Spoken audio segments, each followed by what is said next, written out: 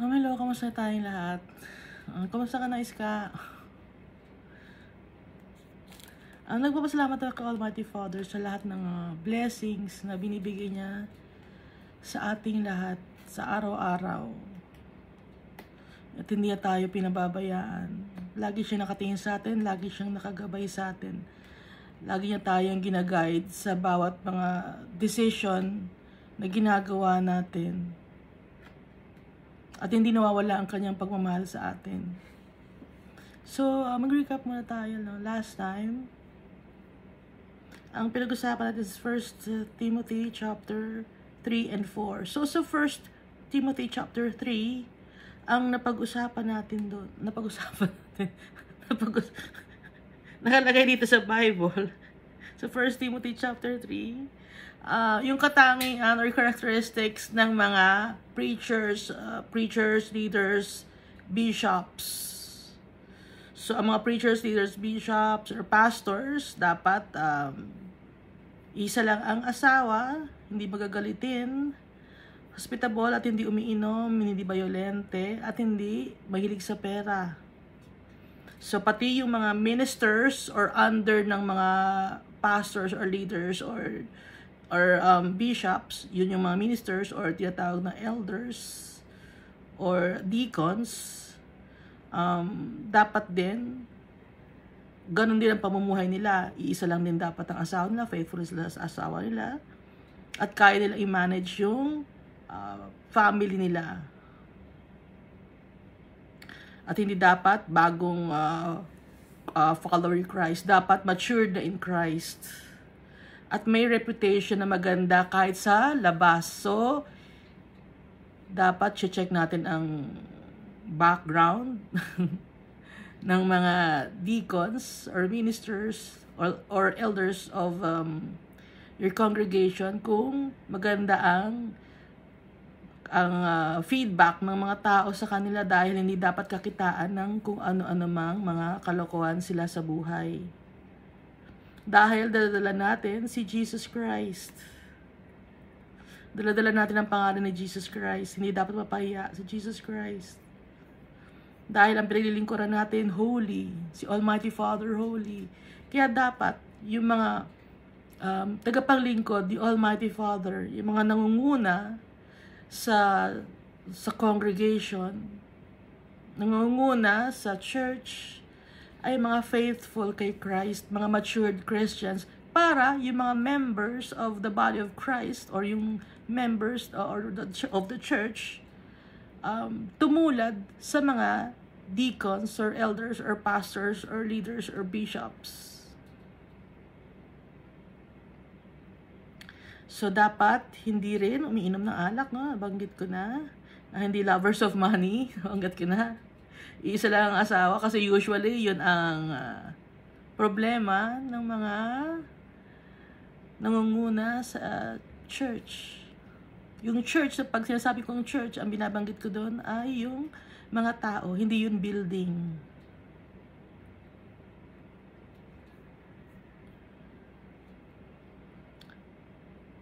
So we should conduct ourselves in God's household in His plan, in God's plan. Hindi yung tayo ang nasusunod. Sa 1 Timothy chapter 4 naman, ang sinasabi dito, yung recap natin dito is wala nang ipinagbabawal na pagkain. Lahat pwede nang kainin, meat, vegetables, seafoods. So, walang pinagbabawal. Kahit dinuguan, hindi bawal. Yung mga shellfish, mga alimango, masarap yun, hindi pinagbabawal yun. At hindi rin pinagbabawal ang mag-asawa, ang mga bishops, or pastors, or leaders. Walang pinagbabawal. So, mga hypocritical liars lang ang nagbabawal nun. Mga ipokrito. No? Hypocritical liars. Ipokrito ng mga sinungaling. Kasi wala naman sa Bible na ipinagbabawal na mag-asawa ang bishop or pastor or leader ng isang organisasyon. Wala yon. Kung si Isaiah nga, may asawa siya, di ba? Si Moses, may asawa siya. So, sino pa bang may mga asawa? Si Peter, may asawa si Peter. No? So, walang pinagbabawal. Kaya lang hindi nakakapag-asawa ang iba ay dahil pinofocus nila ang kanilang life sa paglilingkod kay Almighty Father tsaka kay Jesus Christ. Pero kung hindi nila mapigil ang kanilang earthly desires at magkakasala sila, mas mabuti nang mag-asawa sila. No? Kasi kahit pag mag-aasawa ka, hindi ka naman nagkakasala eh. Nagkakasala ka, yung sasabihin mong hindi ka mag-aasawa, pero nagpapatol ka pa sa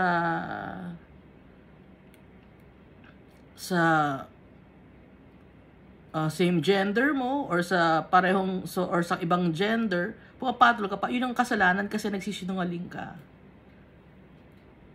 Okay? Kaya dapat lagi rin tayong magbabasa ng Bible at maging mapanuri at mag-persevere sa paglilingkod kay Almighty Father. So lahat tayo servant ni Almighty Father tsaka ni Jesus Christ.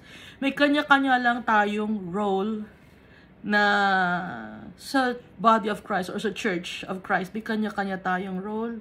Ang role ko, binabasahan ko kayo ng Bible sa ngayon. Pero pwede rin naman kayo magbasa ng sarili ninyo. Okay lang yun, no? Baka kasi sabihin nyo, bakit ka nagbabasa ng Bible? Pwede naman kami magbasa ng Bible. O sige, mabuti yun. Masaya yun. Matutuwa si Almighty Father na magbabasa tayo ng Bible.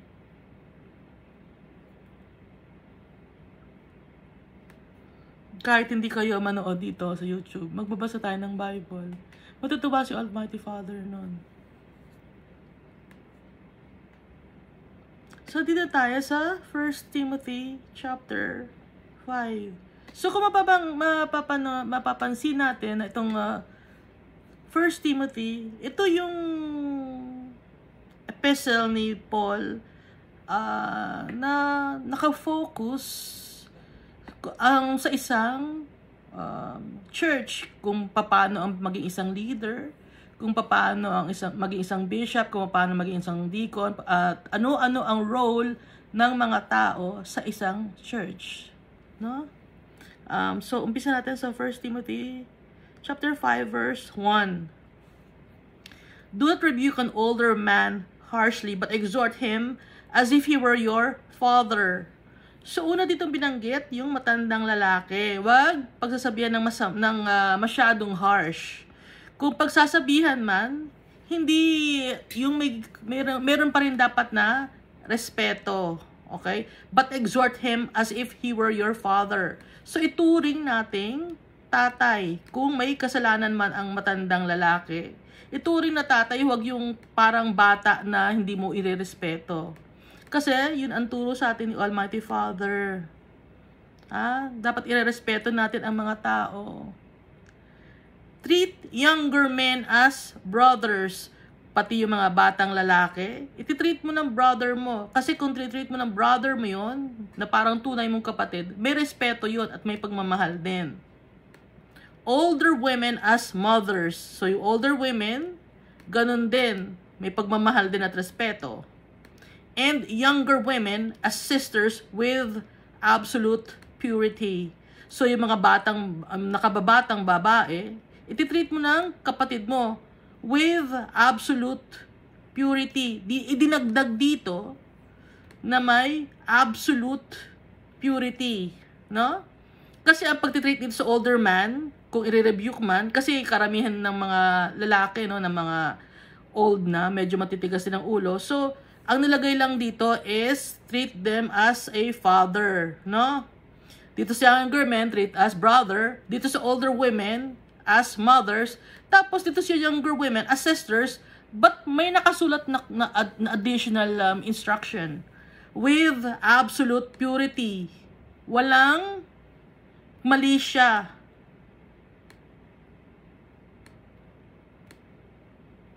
Kasi usually sa isang church, no, pag nakakakita ng mga babae na medyo bata pa or medyo may itsura, pinagnanasaan, aminin man natin, maraming ganon sa organization or sa denomination ninyo. Direktang magsalita si Paul. Alam ni Paul ang mga pangyayari. Alam ng Holy Spirit. Kaya sinasabi ng Holy Spirit kay Paul. So, treat with absolute purity or always treat them in a pure way. No? Nang walang halong masamang pag-iisip.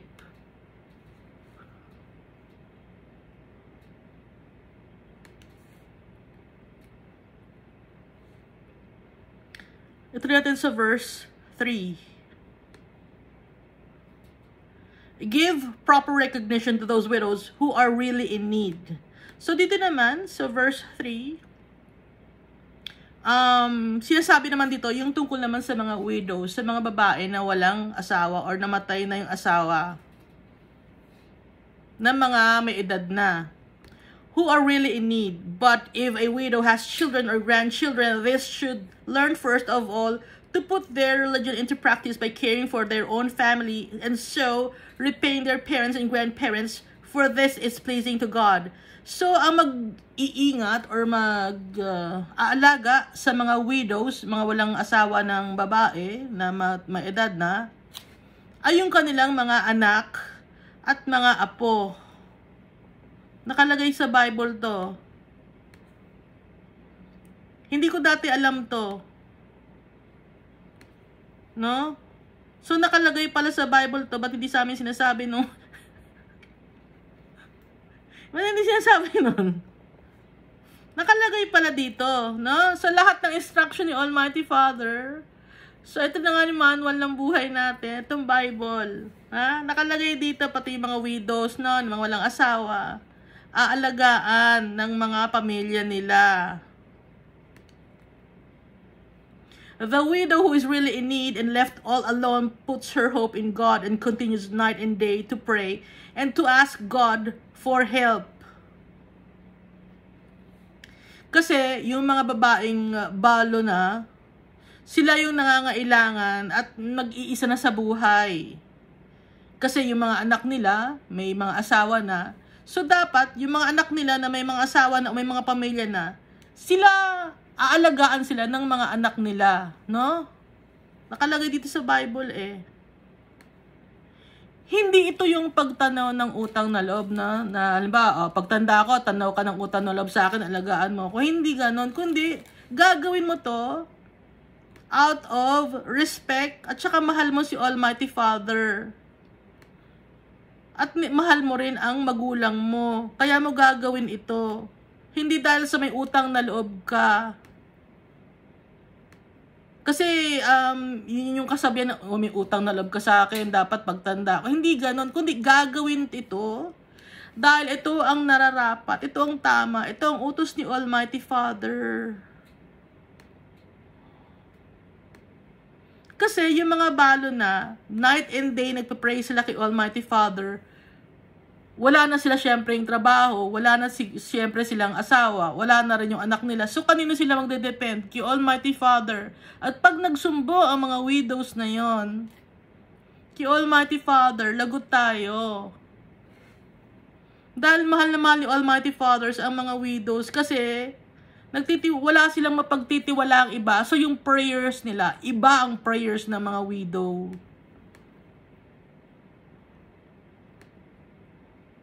Yung mga widow na faithful kay Almighty Father, iba ang prayers nila. With matindi magdasal. Kaya nga, karamihan, di ba, ng nasa New Testament, yung mga widows, alagaan, blessed are you. May mga ganon, di ba, kasama ng mga widows lagi. Kasi mahal na mahal ni Almighty Father ang mga taong hopeless and helpless.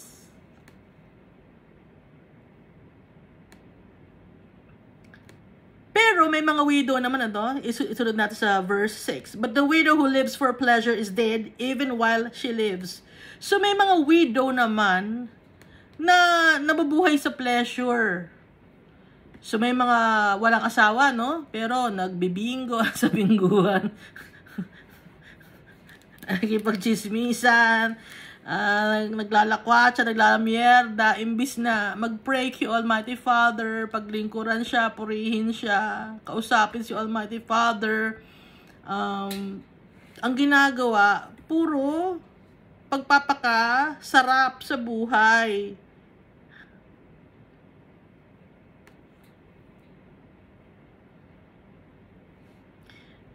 Kaya nga nakalagay dito, give the people these instructions so that no one may be open to blame. Okay? Ibigay itong instruction na to sa mga tao para walang taong masisi. Anyone who does not provide for their relatives and especially for their own household has denied the faith and is worse than an unbeliever. So kung sino man yung hindi nag-aasikaso sa kanyang pamilya, kamag-anak, lalo na do sa close relative niya,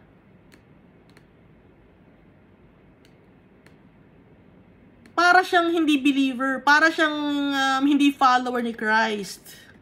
Mas worse pa siya sa pagiging mas worse pa siya sa mga tao na hindi naniniwala kay Christ. At idinenay na niya ang kanyang pananampalataya. He turned against the faith. Kasi nga, hindi niya inaalagaan yung kanyang pinagmulan, yung kanyang magulang. Okay? So, dapat pag may mga widow na follower ni Christ, inalagaan ka naman ng widow na yon, ng nanay mo, inalagaan ka naman, inasikaso ka nung maliit ka, hanggang sa paglaki mo, hanggang sa pagtanda mo, hanggang sa pag mag-asawa ka, inasikaso ka. Kung follower ka ni Christ, dapat alagaan mo yung magulang mo. Kasi may mga unbelievers or hindi follower ni Christ na inaalagaan nila ang magulang nila. At natutuwa si Almighty Father doon. Binibless ni Almighty Father yung mga taong ganon, kahit hindi sila follower ni Christ, kasi inaalagaan nila ang kanilang mga magulang. Tumatanaw sila ng respect and honor dahil nasa kinalalagyan na sila ngayon ng present time. Tinitingnan nila kung paano sila nagmula. Kasi ganun si Almighty Father. Gusto ni Almighty Father na titingalain din natin kung saan tayo nagmula tayo kay Almighty Father. Kaya gusto rin ni Almighty Father na dito sa earth, kung saan tayo nagmula, titingalain din natin yung mga taong nag-alaga sa atin or nag-aruga sa atin. At nagbigay ng pagmamahal sa atin dito sa lupa. Ganon si Almighty Father. No widow may be put on the list of widows unless she is over 60. So, may guideline na naman dito, no? Na dapat over 60. Kasi may mga church na pwede silang mag-alaga ng mga widows. So, ito yung guidelines naman, ano? No widow may be put on the list of widows unless she's over 60, has been faithful to her husband, and is well known for her good deeds, such as bringing up children, showing hospitality, washing the feet of the Lord's people, helping those in trouble, and devoting herself to all kinds of good deeds. So, magbubuting gawa, no? So, sa church, may dapat listahan doon ng mga widow na magaganda ang mga ginawa nila, naging faithful sila sa asawa nila. Yun yung tama or dapat natulungan ng church or support ng church.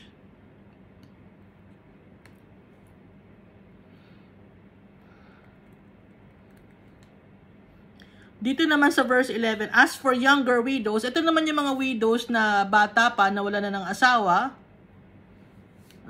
Less than 60 years old to. So, mga 59, ganon. As for younger widows, do not put them on such a list, for when their sensual desires overcome their dedication to Christ, they want to marry. So, baka mag-aasawa kasi yung mga younger widows. Kaya, wag daw ilagay sa listahan na susuportahan ng church. Kasi may chance pa no? Na baka magkaroon sila ng sensual desires, Tapos, imbis na maglingkod kay Almighty Father, mas gusto muna nilang mag-asawa muna. Ito dito sa verse 12. Thus, they bring judgment on themselves because they have broken their first pledge. Besides, they get into the habit of being idle and going about from house to house. So, yung mga babae na under ng 6 years old na widow, nawawala sila sa kanilang pledge or sa kanilang promise na maglingkod kay Almighty Father. At ang ginagawa nila, alam ni Paul, alam ng Holy Spirit, alam ni Almighty Father, alam ni Jesus Christ, they get into the habit of being idle and going about from house to house. So, nagchichismis, pupunta sa kabilang bahay, chichismis, dahil wala na ang asawa, wala na silang inaasikaso na anak, nagchichismis na sila. And not only do they become idlers, but also busybodies who talk nonsense. Wala nang pinagagawa kundi manira ng ibang mga tao, buhay ng tao ang pinag-uusapan. So, galit si Almighty Father sa mga chismisan. Galit si Almighty Father sa mga chismisan, sa walang kakwenta-kwentang usapan. Ayaw ni Almighty Father, ayaw ng Holy Spirit. Saying things they ought not to. Paninirang puri, na nagmamalinis, na buti pa ang buhay ko, ganyan. Gato ang buhay ni ganyan eh. O, ni ganun-ganon. Ay, yung buhay ni Petra, ganyan ang buhay ni Petra. Alam mo yan, kilala ko yan. Ayaw, kahit totoo man o hindi ang mga chismis, ayaw ni Almighty Father ng ganon.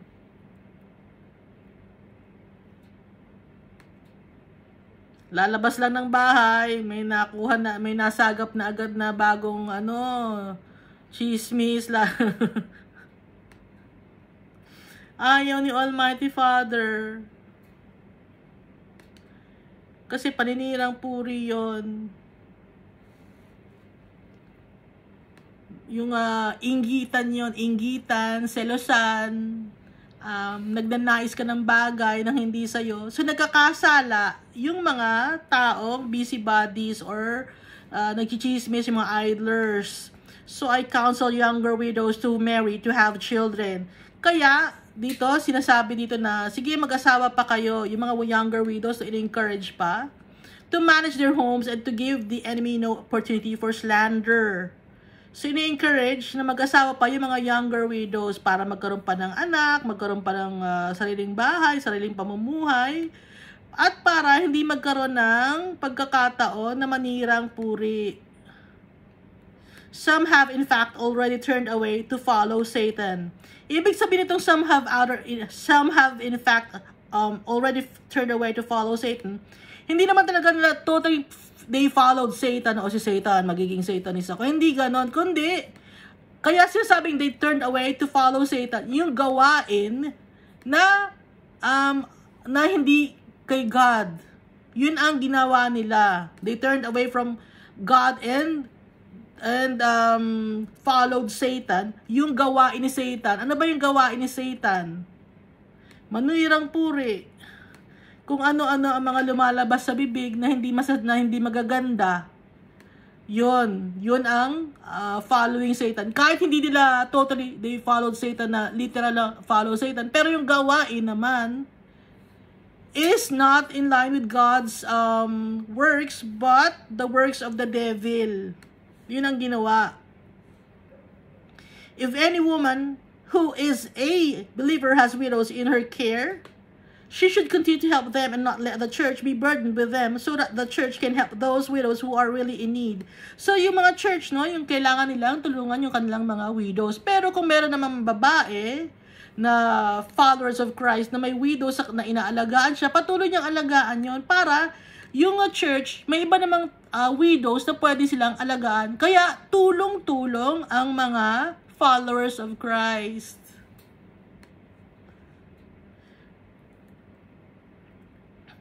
Paano makakatulong ang mga followers of Christ at saka yung church? May mga offerings doon, pwedeng magbigay ng offerings, no? Pero walang sinasabi na tithes. Ha?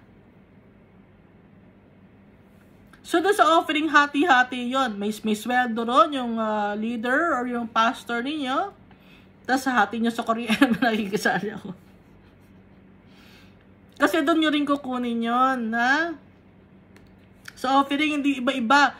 Offering for the, naguguluhan ang mga tao, hindi naman lahat. Mayaman. At saka meron pa dito, itutuloy natin, ano? The elders who direct the affairs of the church well are worthy of double honor, especially those whose work is preaching and teaching. So, double honor, yung nagpipreach at saka yung nagtiteach.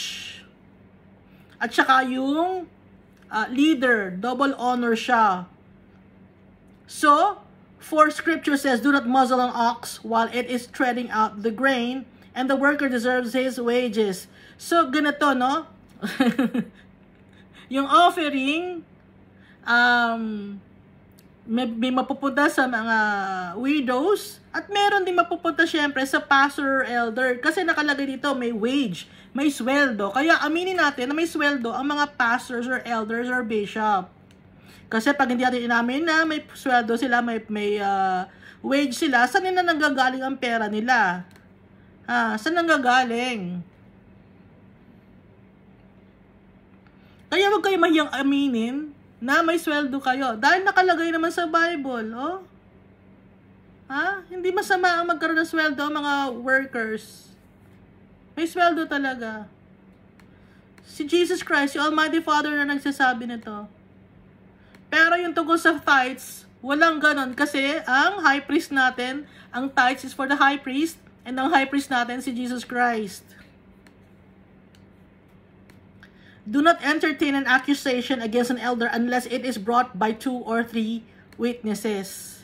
So, dapat naman, kung may accusation kayo sa mga elders ninyo or sa pastor or leader ninyo, dapat merong 2 or 3 witnesses.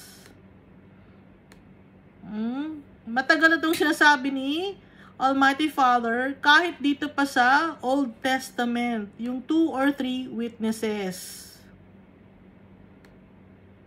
Asa na nga ba yun? Yung 2 or 3 witnesses? Nasa Deuteronomy. Okay? Binanggit sa Deuteronomy na dapat may 2 or 3 witnesses. Kung may mga problema kayo sa leaders ninyo, dapat may 2 or 3 witnesses. Dito sa Deuteronomy chapter 19 verse 15, binanggit. Establishing of truth by 2 or 3 witnesses. So at least 3 witnesses are agree on the validity of the statement.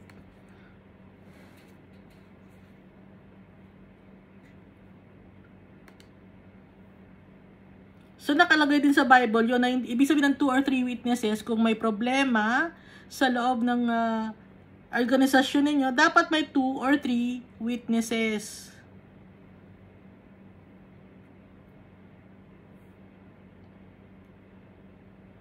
So, dito sa Deuteronomy chapter 17 verse 6, whoever is deserving of death shall be put to death on the testimony of 2 or 3 witnesses. He shall not be put to death on the testimony of 1 witness. Okay? At dito naman sa Deuteronomy chapter 19 verse 15, one witness shall not rise against a man concerning any iniquity or any sin that he commits. By the mouth of 2 or 3 witnesses, the matter shall be established. So dito nang gagaling ang where 2 or 3 are gathered in my name, there I am in the midst of them, na binanggit ni Jesus Christ. Okay? So, witness. Kailangan ng witness. Pero kung mag-isa ka lang nagpe-pray, no? So, sino ang witness doon? Ikaw, tsaka si Almighty Father. Kung nagpe-pray ka, tsaka si Jesus Christ. Pero kung may accusation na may problema kayo sa simbahan or sa organization, denomination, 2 or 3 witness. Di ba nga pag sa mga kasulatan, sa mga documents, nakalagay witnesses, kahit dalawa, di ba, pipirma ka. Pag may mga, nakakapirma ba kayo doon? Pag may mga witness, mga affidavit of ano, ganon. Ano ba yung mga contract of agreement? bibili ka ng loan ka sa bangko, bibili ka ng lupa. Lahat may 2 or 3 witness, no? Minimum of 2. So, dito nakuha ng mga tao yon. So, matagal na itong Bible. So, dito nakabasa yon. Ituloy natin, ano? But those elders who are sinning, you are to reprove before everyone so that the others may take warning. Kung may elders or pastors or deacons or preachers or bishops or leaders na may kasalanan,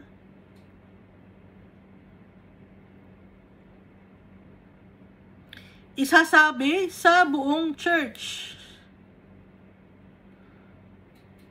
Huwag itatago. May mga tao tinatago nila, no? Alam ko yon dahil ganun ang ginawa dati. Doon sa itinatago. Bakit itinatago mo? Sabihin mo, ipagmalakasan mo na nagkasala kayo. Kasi ang ginagawa, i-chismis eh. Hindi maganda yung i-chismis. Ipakita mo na kayo nagsasalita mismo, harapan, no? Ganun ang tamang pakikipag-usap, harapan. Hindi yung i-chismis mo. Kasi pag i-chismis mo, meron ka pa na guilt. Magigilty ka pa nun, tapos may konting dagdag pa yon or konting kasiraan ka pang ilalagay. Hindi, harapan mo, no? Kasi duwag yon, mga chismisan, duwag yon. Ha? Alam nyo yun, no? Pag nag-chismis sa'yo, mga duwag lang yung mga gumagawa ng chismis. Hindi kaya, yung mga taong naninira sa'yo, duwag yon. Hindi kaya makipagharapan. Kaya si Almighty Father, gusto niya, matapang si Almighty Father, si Jesus Christ, at ang totoo ang lalabas. Gusto ni Jesus Christ, harapan. Kaya, ang gusto ni Jesus Christ, siya ni Almighty Father, kung may magkakasala sa church, harapan, ipagsabi sa buong church kung ano ang naging kasalanan, para hindi na pamarisan. But those elders who are sending you are to reprove before everyone so that the others may take warning. Okay? Magkakaroon ng warning para hindi na pamarisan.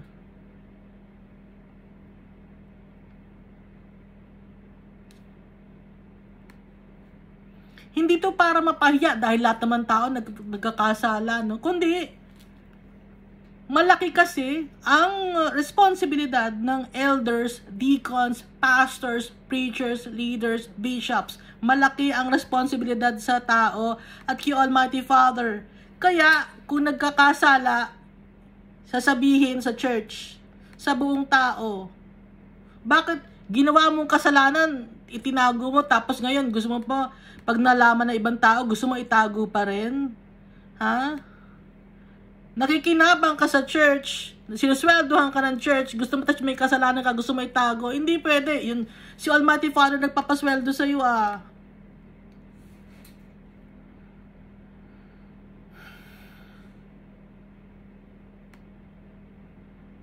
So, ito nakalagay sa Bible. Kaya magbabasa tayo ng Bible para alam natin ang totoo.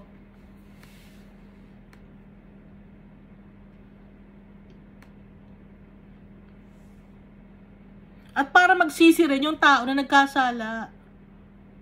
At hindi rin niya ulitin yon. Kasi pag tinago pa, uulitin na naman yon, ulitin na naman yon.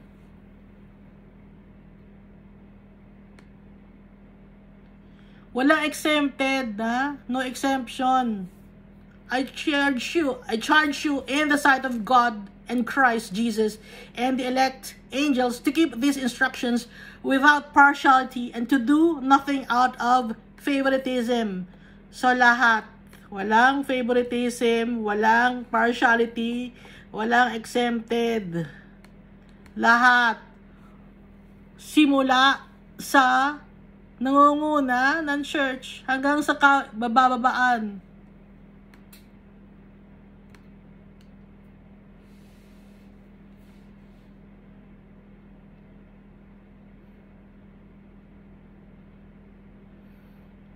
Hindi sinasabi to, no?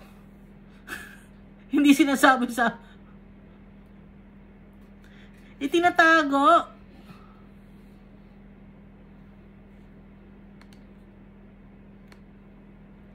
Ang nangyayari to, na nagiging chismis. Na naglalong nagkakasala ang mga tao.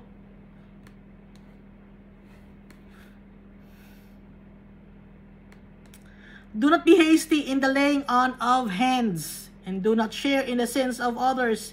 Keep yourself pure. Sinasabi ni Paul to kay Timothy at para na rin sa atin. Mag-isip muna tayo ng mabuti bago tayo maglay ng hands natin for the Lord's service. Ibig sabihin itong do not hasty in laying on of hands, kundi wag magmadali na ito agad ang pipiliin na deacon, ito agad ang pipiliin na leader, ito agad ang pipiliin na kung sino man ang dapat ito yung mabilis ito na ang bibigyan ng ng tawag dito ng trabaho ng worker. Ito na ang gagawin nating worker, wag daw mabilis. Pag-isipang mabuti at ipag-pray.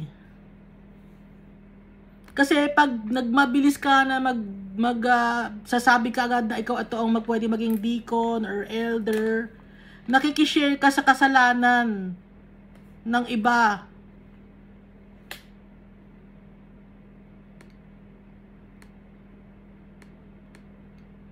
Parang iniinganyo mo pa silang magkasala, tapos sila pa yung leader, iniinganyo mo pa sila. Wag ganun daw. Sabi dito sa Bible, ni Almighty Father, tsaka ni Jesus Christ at ng Holy Spirit.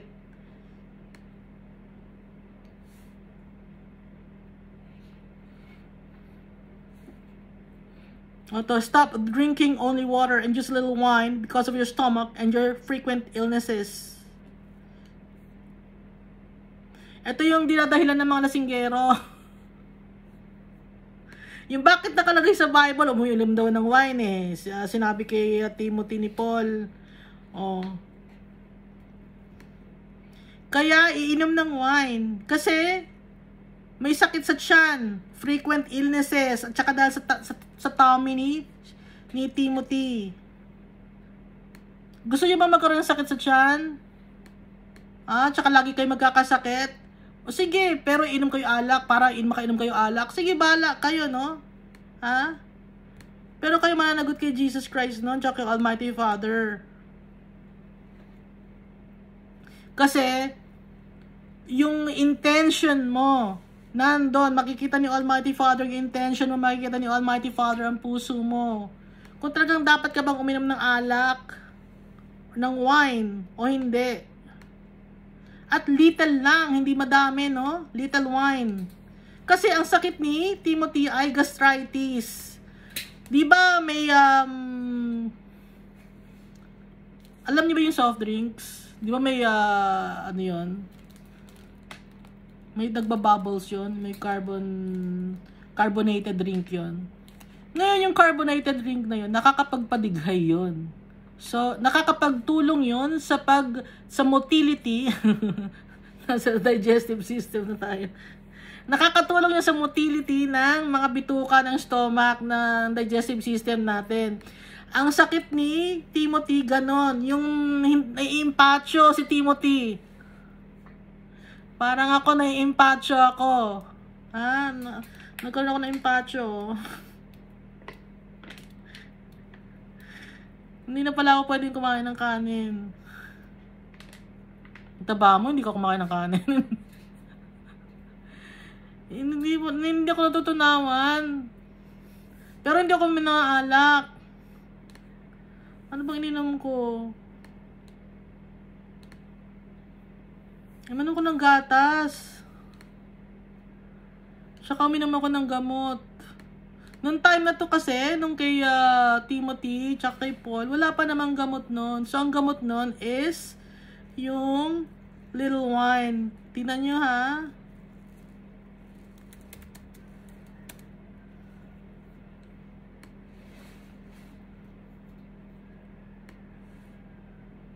Kasi nga, yung wine, nakakatulong yon yung sa gut natin, sa tiyan. Moderate lang, konti lang. Nakaka-aid yun ng digestion. Kasi nakakapagpadami yun ng gastric juices. The digestive system. Hindi ako doktor. Nababasa ko lang dito. Tinignan ko ano ba ang sakit ni Timothy na kailangan ng wine. So yun. Hindi siya natutunawan. Naiimpacho. Tapos alam ko ang naiimpacho, no? Lalagdatin ka ng konti. Kasi bata ako, nagkaroon na ako nung gano'n, na-hospital na ako sa impacho. So, kakagaling ko lang din, na-impacho din ako. Kaya alam, kailangan pala, ayoko na uminom ng wine. Pero pwede ka uminom ng soft drinks, no? Like, alam niyo yung nakakagaling nung bata ako, yung Royal. Royal True Orange. Yung soft, hindi ko na ba ito naggumagaling doon, pero hindi ako nakainom kahapon Gumagaling ako doon, tapos isasawsaw ko sa tinapay. Nakakagaling. Bakit kaya? Gumagaling ako ron.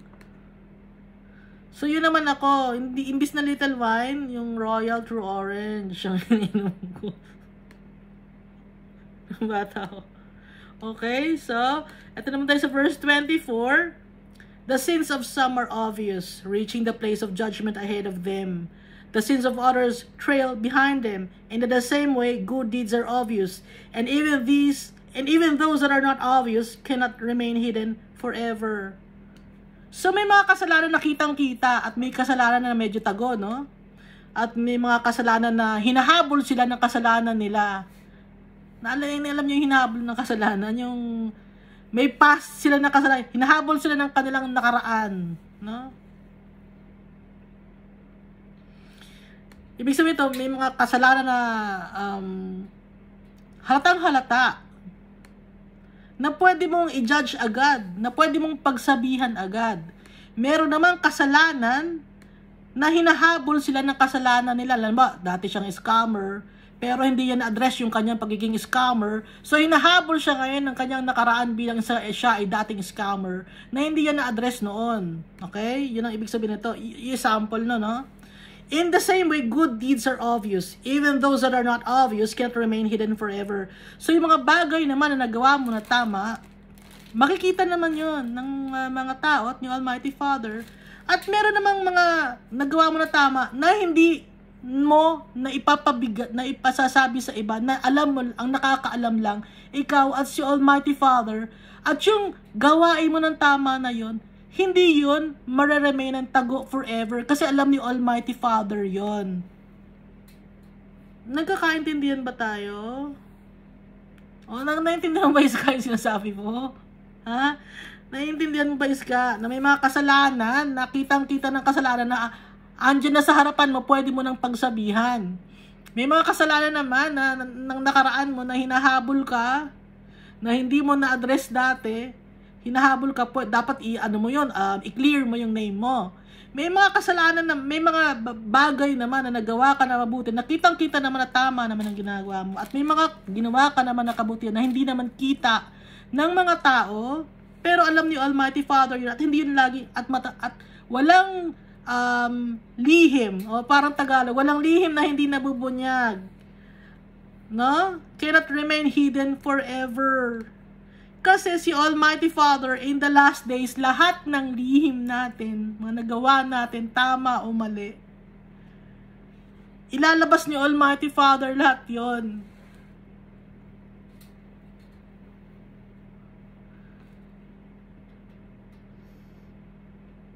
Sa Judgment Day, ilalabas lahat ni Almighty Father, lahat ng mga nagawa nating mali, na kasalanan, lahat ng kasalanan natin, mabubunyag. At lahat ng mga bagay na nagawa natin na tama, mabubunyag din. Kaya akala mo sa ngayon, lihim, may mga lihim tayo. Wala, hindi yan remain forever. Si Almighty Father, siya ang magsasabi nun sa lahat. Si Jesus Christ.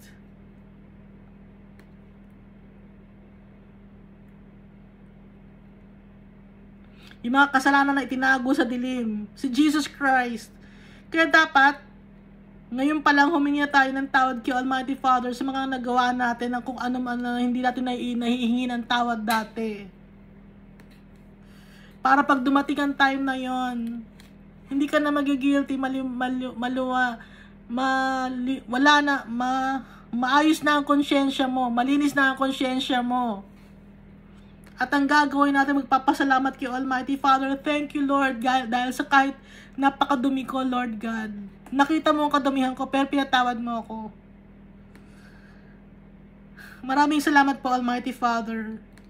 Masasabi natin yung kay Almighty Father, sa tatay natin at saka kay Jesus Christ. Dahil kahit gaano mang kadumi ng kasalanan na nagawa natin, malilinis yon dahil sa dugo ni Jesus Christ.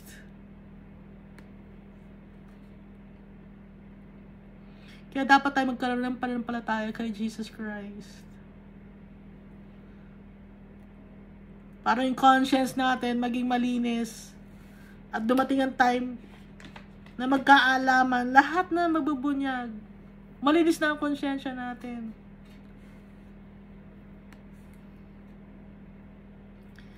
Dito tayo sa 1 Timothy chapter 6.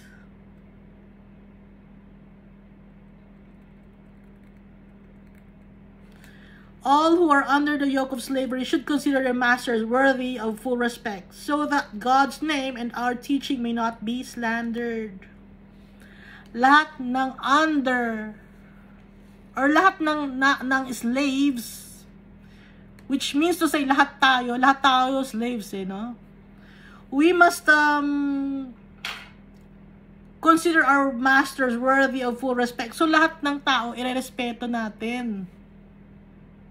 So that God's name and our teaching may not be slandered, para hindi masira ang work ni Almighty Father at yung kanyang mga turo sa atin.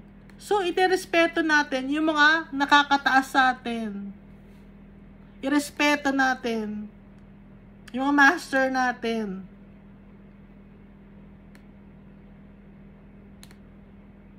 Sino ba mga master natin? Yung mga boss sa trabaho, yung government.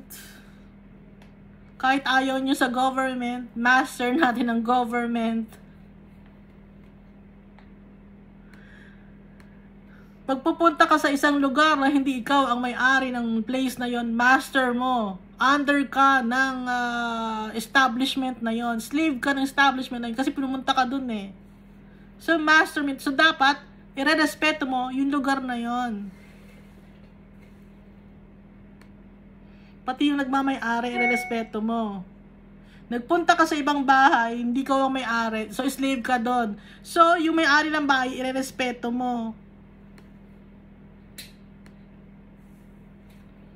Empleyado ka ng isang malaking kumpanya, kahit malaki ang sweldo mo, empleyado ka pa din. So, slave ka pa din. So, irespeto mo yung may-ari ng kumpanya.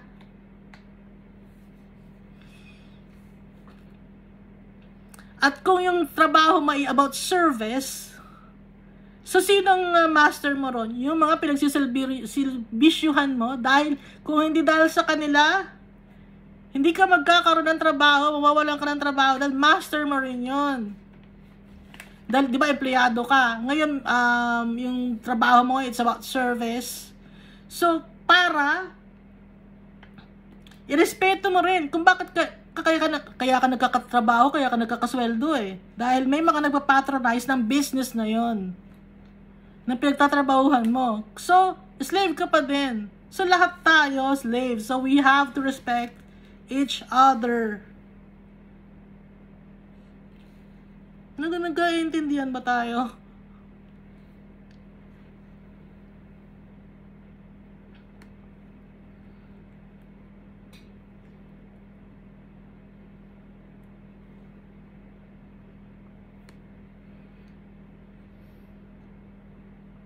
Minsan, no, pag nagpunta ka ng bangko, masungit yung nabasa ko sa internet. Masungit daw yung, ano ang masungit? Yung registrar nyo o yung teller sa bangko? Sino mas masungit doon? Nabasa ko sa internet, ang daming kalokohan. Kasi minsan masungit talaga, no?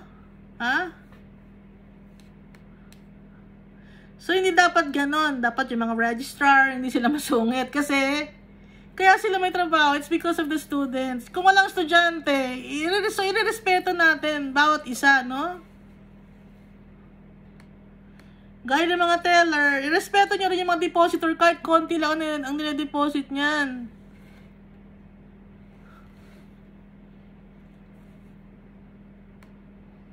Kasi ang alam ko sa bangka na pag konti lang ang pera mo, ibang tingin sa'yo eh. Ha? Mas malaki ang tingin nila sa mga tao na madaming pera sa bangko. Ganun ang tao. Kay Almighty Father kayo mananagot.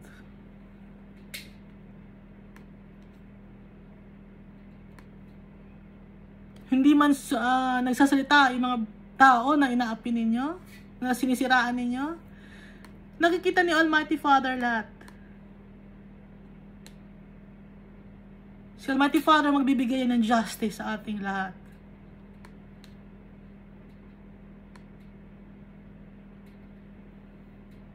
Those who have believing masters should not show them disrespect just because they are fellow believers. Ito naman, sa mga believers naman, kung may master naman kayo na fellow believer mo, pareho kayong Christian ang master mo, ikaw believer ka, no? Follower ka ni Christ, tapos yung master mo follower din ni Christ, although pareho kayo ng standing in the eyes of God, dapat irespeto mo pa rin yung master mo, hindi yung wala kang respeto. Yun ang sabi dito. Instead, they should serve them even better because their masters are dear to them as fellow believers and are devoted to the welfare of their slaves. So kung Christian ang boss mo, dapat pagsilbihan mo pa ng maayos ang Christian mo na boss kasi tinatrato ka ng maayos.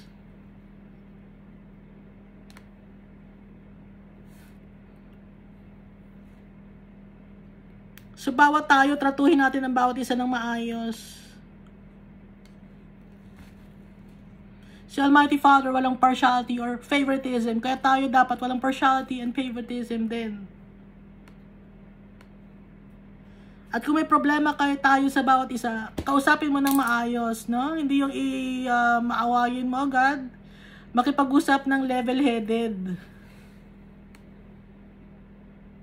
Hindi yung galit agad, ba't galit agad? Di ba nakalagay sa Bible, pag ang tao mabilis magalit, kulang siya ng pangunawa at foolish siya. These are the things you are to teach and insist on. Sabi ni Paul kay Timothy. If anyone teaches otherwise and does not agree to the sound instruction of our Lord Jesus Christ and to godly teaching, they are conceited and understand nothing. They have an unhealthy interest in controversies and quarrels about words that result in envy, strife, malicious talk, evil suspicions. Ito ang ituturo mo, sabi ni Paul kay Timothy. Kung may nagsuturo man ng mali or ng iba sa ituturo na si Jesus Christ ang Lord and Savior, at sa mga godly teaching, mayabang sila at hindi nila naiintindihan. Wala silang naiintindihan kahit ano.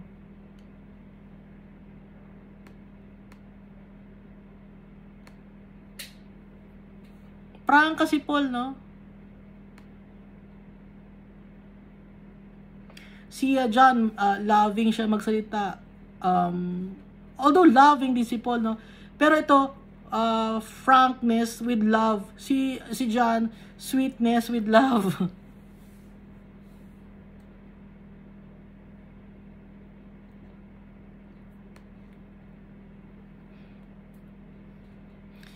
So mahilig sa malicious talk, mahilig sa chismisan, sa inggit, sa pagkakagulo, sa mga masasamang suspicions, okay? Yung mga hindi nag-agree sa instruction na si Jesus Christ ang Lord and Savior at sa kung anumang godly teaching na itinuturo ni Paul na galing sa Holy Spirit, and constant friction between people of corrupt mind who have been robbed of the truth and who think that godliness is a means to financial gain. No, binanggit na rito financial gain. Akala nila ang pagiging godly ay means lang for financial gain. Marami sa internet, paano ka yayaman, siksik-liglig ka maapaw, magbigay ka ng tithes mo. Ang godliness, hindi yon ang means to financial gain. Maliwanag dito, di ba? Ba't ako nagagalit? Kasi hindi nyo sa amin tinuturo. Sino ang tinuturo sa akin? Hindi ko ito nababasa. Walang nagtuturo na ito sa amin. Kahit nung matanda na ako ngayon, 578 na ako, wala pa rin ako nakikita ng ganito. Ba't hindi nyo tinuturo to? Kasi gusto nyo ng financial gain? Yung prosperity gospel? Gusto nyo yun eh.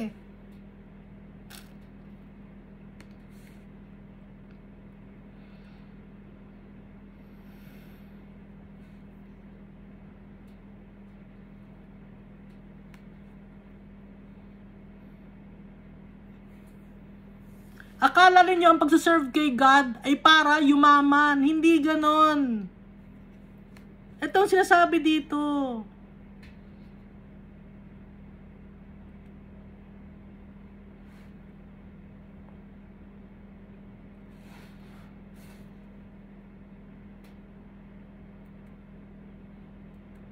Yung may mga maling katuruan na ang itinuturo, yung para yumaman ka dito sa lupa, lalapit ka kay Jesus Christ, pupunta ka sa isang church, magbibigay ka ng pera para pagpalain ka ng siksik-lilig at maapaw. Hindi yun na nakalagay dito sa sinasabi ni Paul. Hindi for financial gain. Ang pagsaserve kay God.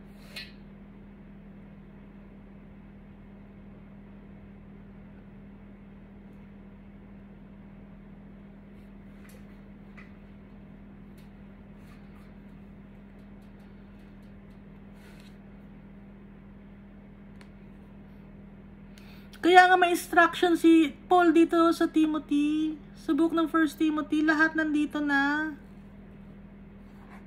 Andito yung sharing, yung respect, yung love. Andito sa sinasabi ni Paul tungkol sa church. Ito ang sinasabi ni Paul sa 1 Timothy, yung instruction niya kay Timothy.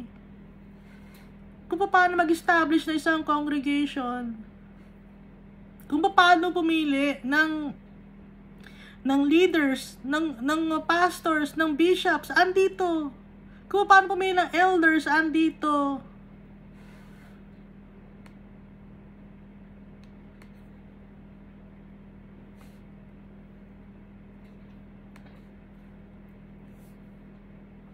Kung iba ang itinuturo, nakalagay ulit natin, kung iba ang itinuturo na hindi nakalagay, does not agree to the sound teaching or sound instruction, kung wala sa instruction ni Jesus Christ at sa godly teaching, wag nang sundin yon kasi sila ay mayayabang at hindi nila naiintindihan ang kahit anuman. Meron silang unhealthy interest. Ano ba yung ibig sabihin ng meron silang unhealthy interest? Mahilig makikipag-argue. Gusto nila may inggitan, gusto nila may kaluguluhan, may insultuhan, hindi nagtitiwala sa bawat isa. Gusto ng away-away.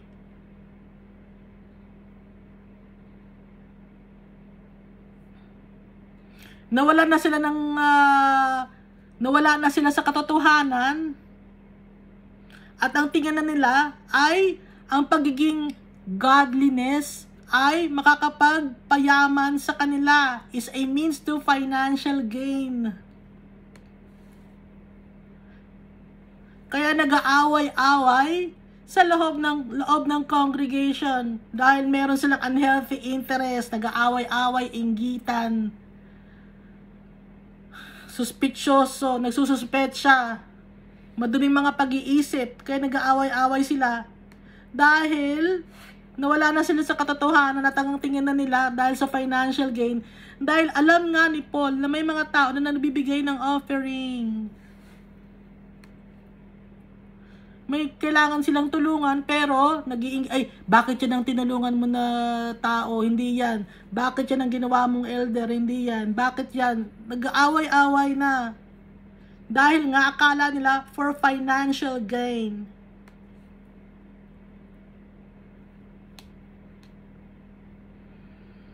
But godliness with contentment is great gain. Okay? Itinuloy dito ni Paul.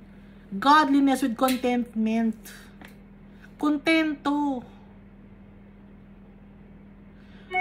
For we brought nothing into the world and we can take nothing out of it. Dumating tayo sa mundo na to na wala tayong daladala at aalis tayo ng walang daladala.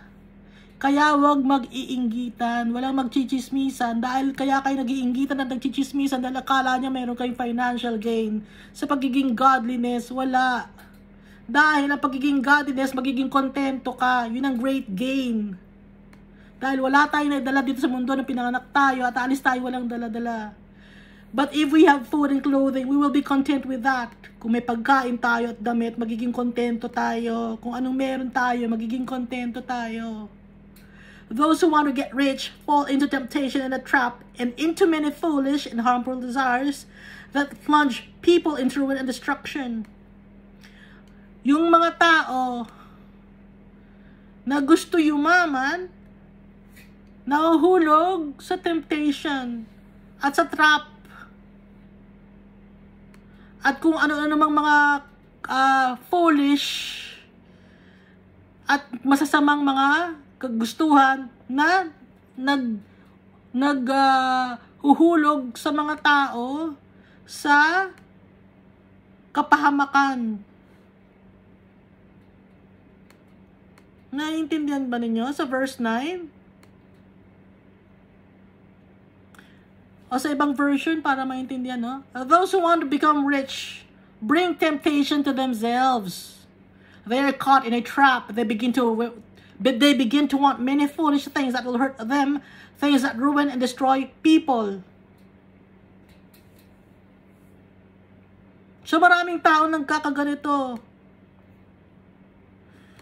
Gusto lang maging Christian dahil yayaman. Ito ulitin ko naman sa King James Version.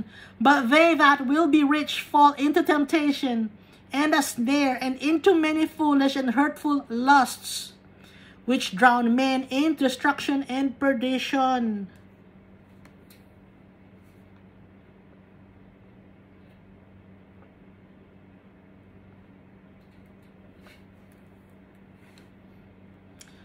So ito, hindi lang to applicable sa mga members, no? Kasi yung mga pastors, sabi, mga members, hindi kayo pwedeng, may ganun ha?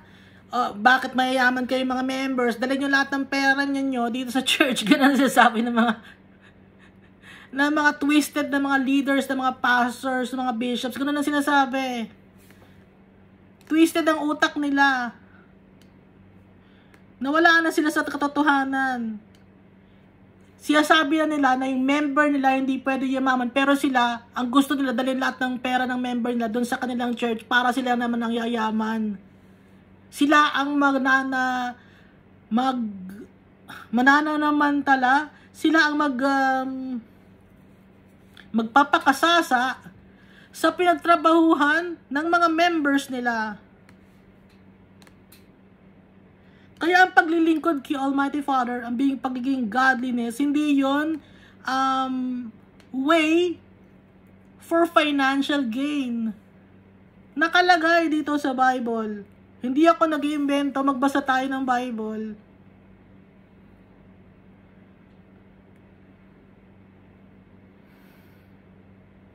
Kasi ito lang tinuturo ninyo sa members ninyo, no? Ay, meron bang mga nanonood na mga leaders? Wala, Iskay, ko lang nanonood na to. For the love of money is a root of all kinds of evil. Some people eager for money have wandered from the faith and pierced themselves with many griefs. Ito ang tinuturo nyo sa member ninyo, for the love of money is a root of all kinds of evil. Pero ang ginagawa naman ninyo, sasabihin nyo, oy, love of money, huwag kayo magmalang pera ninyo, ha? So, ang gagawin nyo ngayon, dadalhin nyo dito sa simbahan, or sa church, or sa organization, yung pera ninyo. Ha? Dito nyo dalhin para kasi pag nagmahal kayo ng pera, mapupunta kayo sa impyerno. Ay, ano naman ang ginagawa ng mga leaders and pastors and bishops niyo?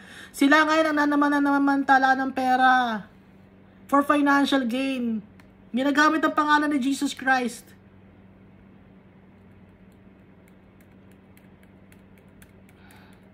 Kaya mga members, sira-sira ang damit, na nag-jeep, naka-tricycle. Tapos ang mga leader, ang gaganda ng kotse, nagpupunta ng abroad, nagbabakasyon.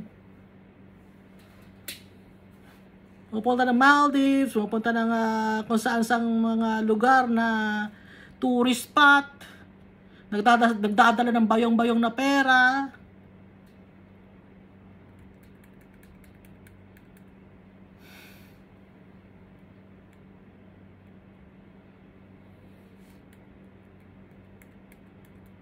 Ang sasabihin dito ni Paul, ng Holy Spirit, ni Almighty Father, tsaka ni Jesus Christ, hindi lang yung members, pati yung mga pastors and leaders and bishops, elders and deacons.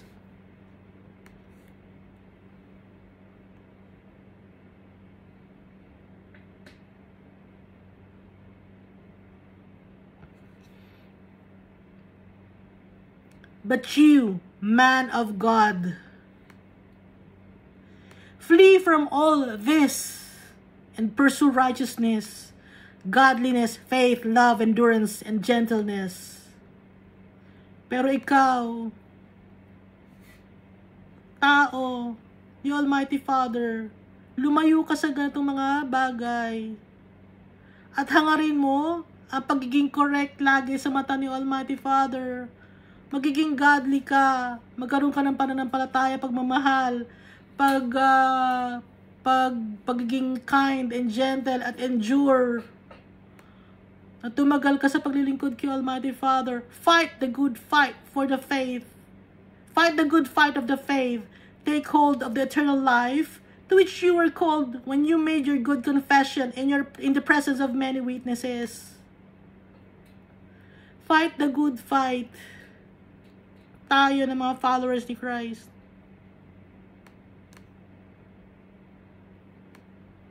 Take hold of the eternal life to which you were called. Panghawakan natin. Kaya nga tayo soldiers or warriors ni Almighty Father. Kasi we have to fight the good fight of the faith. At papanghawakan natin ang eternal life, ang ating inheritance. Si Jesus Christ. Kung saan tayo tinawag. Nung nag-confess tayo sa maraming mga tao, nag-confess tayo na follower tayo ni Christ.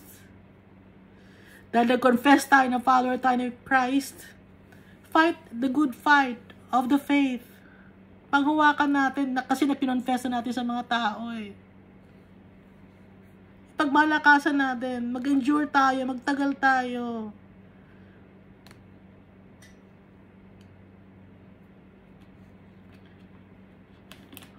Panghawakan natin si Jesus Christ.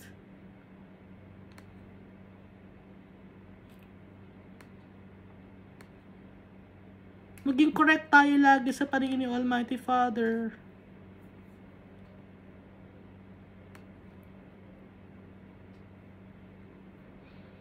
In the sight of God who gives life to everything and of Christ Jesus who while testified before Pontius Pilate made the good confession. Sa paningin ni Almighty Father na nagbigay ng buhay sa ating lahat, sa lahat ng nakikita natin. At sa mga lahat ng hindi natin nakikita.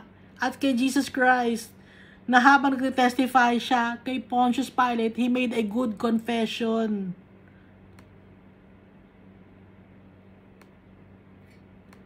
Na siya ang hari ng mga hari, King of the Jews, and King of Kings and Lord of Lords. I charge you, inutusan ko kayo, to keep this command without spot or blame until the appearing of our Lord Jesus Christ. Hanggang sa dumating si Jesus Christ. Maging blameless tayo. Panghawakan natin ang ating faith hanggang sa dumating si Jesus Christ. Hingin natin yung kalakasan ni Jesus Christ, ni Almighty Father, para mapagtagumpayan natin ang buhay na to. Mapagtagumpayan natin lahat ng tukso.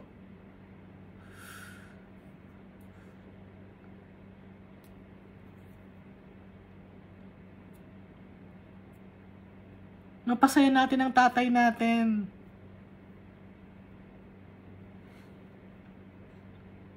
Mapasaya natin si Jesus Christ.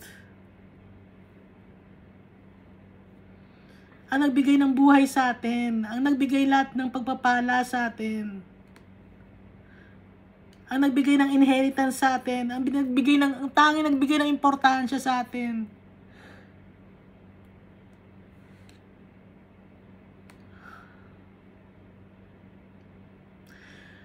Which God will bring about in His own time. Dating si Jesus Christ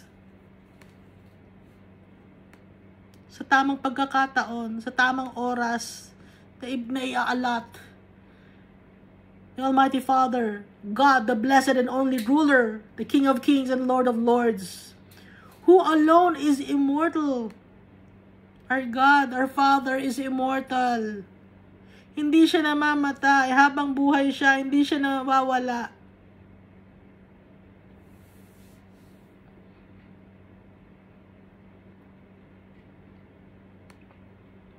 Lagi siya nakatingin sa atin. And who lives in an unapproachable light. Nakatira siya sa isang liwanag na hindi natin malalapitan. Dahil sa sobrang ningning niya, sa sobrang holy niya. Whom no one has seen or can see, na walang nakakakita at makakakita.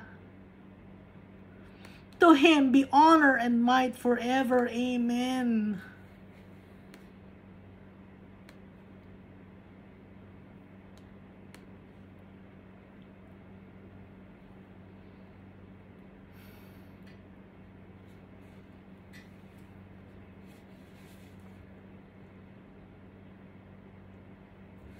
God is the only one who never dies. He lives forever. At yung light niya so bright na hindi natin malapitan. Walang nakakakita kay Almighty Father. Si Jesus Christ lang. At yung mga nauna na natin na tao sa heaven, nauna na sa atin, na mga tao sa heaven, nakita na nila si Almighty Father. Pero tayo, hindi pa natin sila nakikita kasi hindi pa tayo holy.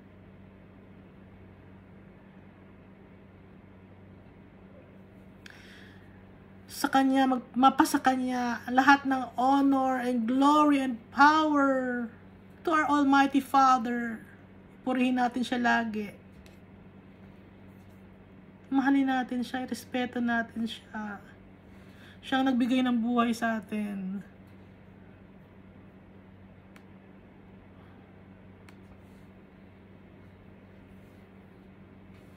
Siya lang makakapagbigay sa atin ng contentment, ng peace of mind, ng true love, true caring.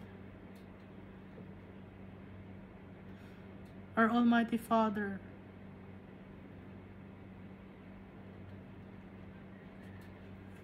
Kung may nararamdaman man kayo na true love dito sa mundo na to, no? Tatawa. Kung may nararamdaman man kayong true caring na nairamdam sa inyo sa mundong ito, na baliwala yun, hindi pa yun. Meron pang mas may true love pa doon. Kung may naramdaman man kayo, no? Parang hindi ako nakaramdam dito sa mundo. Kung meron man kayong naramdaman, no? Dahil si Almighty Father, dun natin makakaramdam ng true love and true care, true peacefulness, true contentment, true joyfulness. The King of Kings and the Lord of Lords. Our God is holy, our Almighty Father is holy. Our Almighty Father is beautiful. He is worthy to be praised.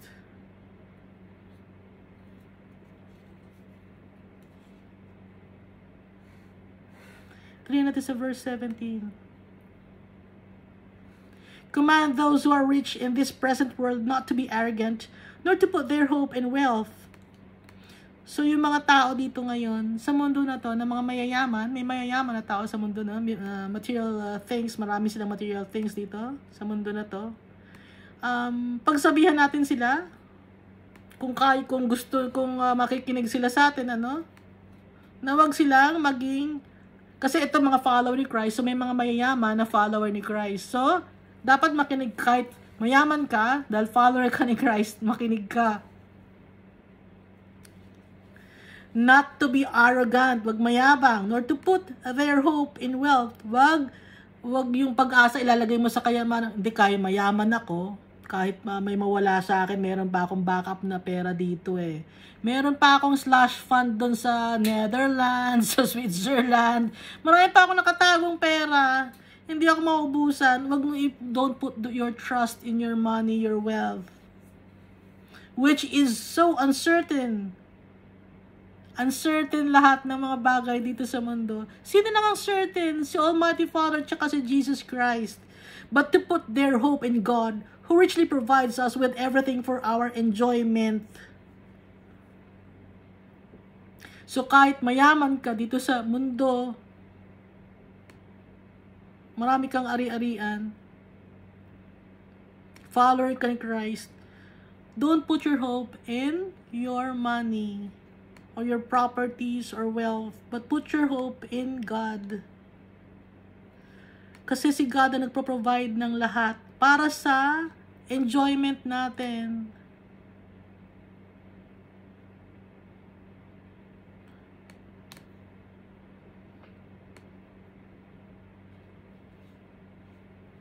Kaya wag maging mayabang.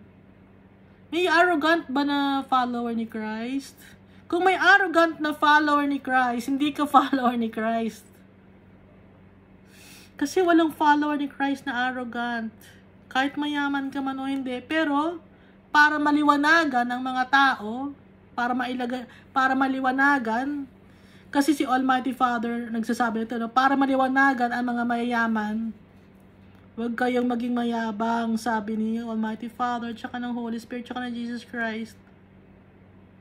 Huwag nyo ilagay ang inyong pag-asa, ang tiwala sa kayamanan ninyo. Hindi ako nagsasabi nito, ang Bible ang nagsasabi nito. Baka sabihin mo, Iska, nainggit ka lang kasi hindi ka mayaman. Oo, hindi ako mayaman. Kay Almighty Father ako nagtitiwala. Pero hindi ako naiinggit. Ito ang nakalagay sa Bible. Hindi ko to babasahin o hindi ko mababanggit to kung wala to sa Bible. Command them to be good, to be rich in good deeds, and to be generous and willing to share. So, yung mga medyo nakakaangat na mga followers of Christ, encourage natin sila na maging generous, na gumawa ng tama, at mag-share sa mga tao.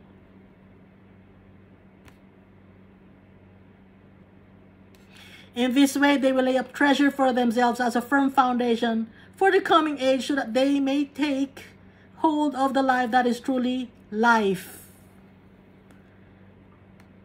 Nang sa ganon, makakapag-ipon sila ng kayamanan sa langit, na tunay na pundasyon para meron silang panghawakan sa buhay na totoong buhay. Ano ba yung totoong buhay na yon? Truly life, eternal life. Yon ang totoong buhay. Kasi yung buhay natin dito sa lupa, hindi ito ang totoong buhay natin. May iba pa tayong buhay. Ang totoong buhay natin kay Almighty Father. Eternal life in heaven, our inheritance. Kung mayaman ka rito sa lupa, baliwala yun. So, i-share mo yun. Hindi ako nagsasabi na sa Bible to. I-share mo para makapag-invest ka kay Almighty Father in heaven. Para may treasure ka in heaven. I-share mo sa mga tao. Pero, kung mag-share ka, huwag mong ipagsabi, huwag mo ilalagay yung name mo, ako yung philanthropist na nag-donate ng ganyan. Kasi, pag sinabi mo yan, nakuha mo na ang iyong inheritance. Ang mana mo, nakuha mo na. Anong mana mo? Anong inheritance mo? Yung pangalan mo na ilagay mo na, napurihan ka na ng mga tao. Kaya kung mag-share ka, huwag mo nang sabihin sa mga tao para si Almighty Father, nakakaalam nun, siya ang magbibigay ng blessing sa'yo. Okay? Siya na matutuwa sa'yo. Huwag mong ipagmalakasan sa ibang tao na kung nagsishare ka.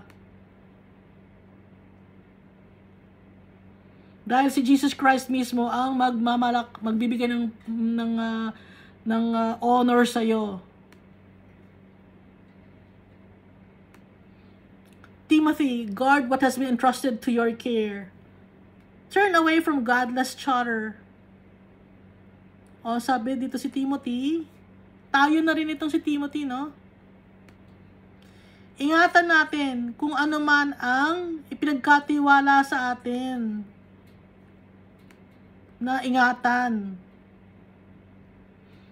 Turn away from godless chatter. Umalis sa godless chatter. Ano yung godless chatter? Usapan na walang kakwenta-kwenta. And the opposing ideas of what is falsely called knowledge. Ano ba yung falsely called knowledge, opposing idea? Dito, habang, di ba, lumalaki tayo, kunyari, nagkakaroon tayo ng knowledge, nag-aaral tayo. Example nun, yung Big Bang Theory, no? Knowledge daw yun, yung Big Bang Theory. Hindi yung galing kay Almighty Father, yung theory na yun, ano? Kasi theory lang yun. Gawa lang yun ng tao. Sinasabi ng knowledge yun, na Big Bang Theory, galing sa isang wala, it's falsely called knowledge lang yun. Opposing idea, hindi wala sa Bible yun. Kung wala sa Bible, huwag natin paniwalaan. Kasi bago lang yun na iniimbento ng tao, pinag-iisipan nila. Research? Sinasabi nyo na research. Siyempre, yung mga tao na yun, hindi yun follower ni Christ. Itong Bible matagal na to. Ha? Yung mga books lang, bago lang yan. Ginawa ng tao lang yung mga books na yan. Sasabihin ng tao, hindi yung Bible, gawa ng tao yan. Bakit yung books nyo? Di ba gawa ng tao yan, makakasalanan yung mga gumagawa niya, hindi follower ni Christ. So, anong papaniwalaan ko? Ang papaniwalaan ko, yung testimony ng mga tao about kay God, about kay Jesus Christ. And that is the Bible. Which some have professed and in so doing have departed from the faith. So may mga tao na umalis na sa pagiging isang follower ni Christ dahil naniwala na lahat sa kung ano-ano ang sinasabi ng science. Sa kung ano-ano ang sinasabi ng mga natututunan sa philosophy. Umalis na sila sa faith. Nawala na sila sa tamang path of Christ. Dahil sa mga ideas or knowledge na falsely knowledge. Na hindi totoong knowledge, kundi gawa-gawa ng tao na isiniksik sa utak nila ng demonyo para mailayo sila kay Almighty Father.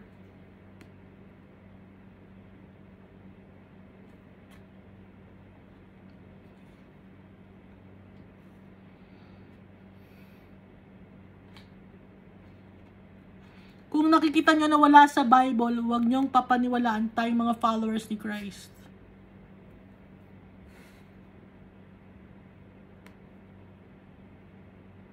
O, ito na tapos. Grace be to you all. Grace be with you all. Grace be with thee. Amen. Sabi sa King James Version, at sa ibang version, God's grace be with you. Kaya, aalis tayo or wag tayo makikipag-argue, makikipag-debate tungkol sa mga bagay na hindi naman dapat pag-usapan, na walang kakwenta-kwentang knowledge. Ha? May mga nakikipag-debate, 'di ba? Na hindi Hindi naman totoo si Christ, di ba? Hindi totoo si Jesus kung ganyan, kung ang pagkakagawa ng earth, pagkakagawa ng mundo, ganito. Kung wala sa Bible, that's falsely called knowledge. Ngayon sabihin niya meron namang proof, di ba? May proof. Anong proof 'yon? CGI, computer generated images.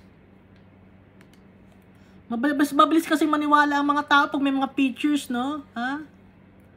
Uto mga tao pag may picture, ito may picture, mayroon ng katibayan. Ang dali naman kahit nung una pang panahon, no, nung 1900s, madali na i-manipulate ang pictures.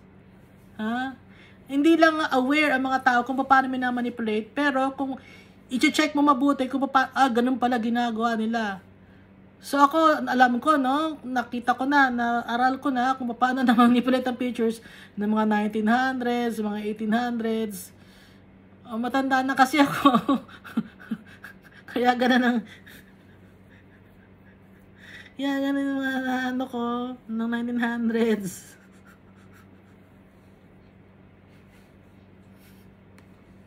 Sa 1900s pa lang, tsaka ng 1800s, may mga pictures na manipulate, Yung kagaya ng may nakita, kunyari, ito yung may fairies daw, okay? May fairies. May picture. Pinicture, tapos may fairies, may bata nakaganon, tapos may nakita, may mga picture, may mga fairies. Tapos, lumabas, it's a hoax only. Paano ginawa yung mga fairies na yun? Ba't may mga pictures ng fairies yun? Cut out yun. Cut out sa paper. Tapos, itinayo doon sa tabi ng bata, tapos napapicture yung bata. Di hoax yun. Kaya noon pa man, may mga hoax na, may mga kalokohan na. Hanggang ngayon, madali na, computerized na ang pagloloko ngayon. Pero itong Bible, hindi nagbabago. Hindi nagbabago ang Bible. Si Almighty Father, hindi nagbabago. Si Jesus Christ, hindi nagbabago. So, sinong papaniwalaan mo? Yung hindi nagbabago, yun yung totoo.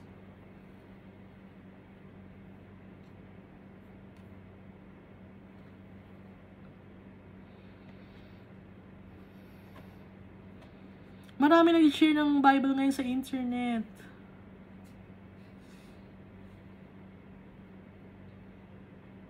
Kasi, inuutusan din sila ni Almighty Father. Hindi sila maglalakas loob na mag-share ng God's Word sa internet kung hindi sila inuutusan ni Almighty Father. Yung mga Christians, kung hindi sila inuutusan ni Almighty Father, ni Jesus Christ, ng Holy Spirit, hindi sila maglalakas ang loob. Dahil ang mga tao na nag-share ng Word of God sa public, kinaiinisan.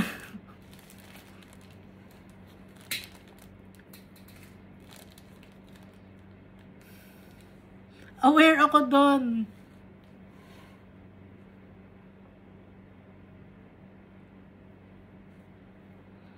Matatapang yung mga tao na yan, nag-share ng Bible sa internet, nag-share ng Word of God sa internet, kasi alam nila kakainisan sila. Nararamdaman ko yung nararamdaman nila. Alam nila nakakainisan din sila. Alam ko rin nakakainisan din ako. At kinaiinisan ako. Alam ko. Pero hindi ko kailangan ng validation ng tao. Ang kailangan ko ang validation ng Diyos ko. Kailangan ko ang validation ni Jesus Christ. Kailangan ko ang validation ng tatay ko, ng Almighty Father. Hindi ko kailangan ng validation ng tao. Kaya ako ginagawa ito.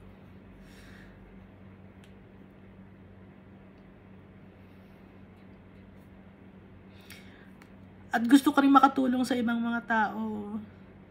Dahil ganun ang turo sa atin ng tatay natin, tumulong sa ibang tao. Dahil hindi lahat ng problema, it's about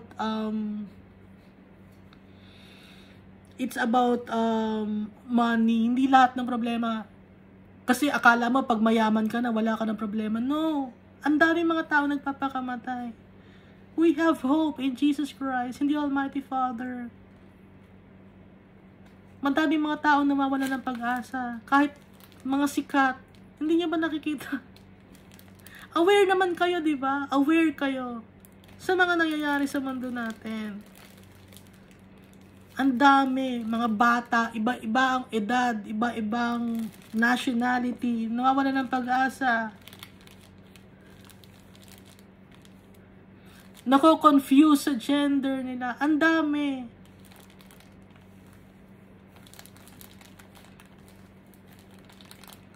At yung mga na-share ng Bible sa internet, tulong-tulong lahat. Utos ni Almighty Father to share God's Word. Kasi malapit nang dumating si Jesus Christ. Yung mga tao na yun, nagmamahal yun kay Almighty Father tsaka kay Jesus Christ. Kahit i-persecute sila, wala silang pakialam. Kasi gusto nilang ma-please si Almighty Father. Kaya nag-share sila ng Word of God sa internet. At sa public.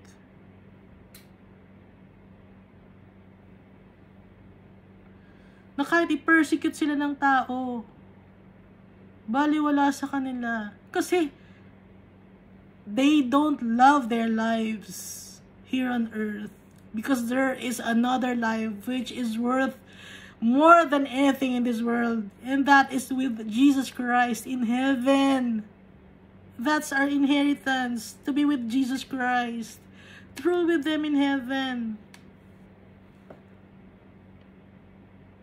I want to be with my true family, with my true Father.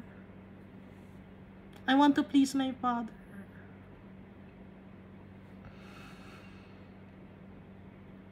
Because He first loved me. Thank you, and God loves us so much.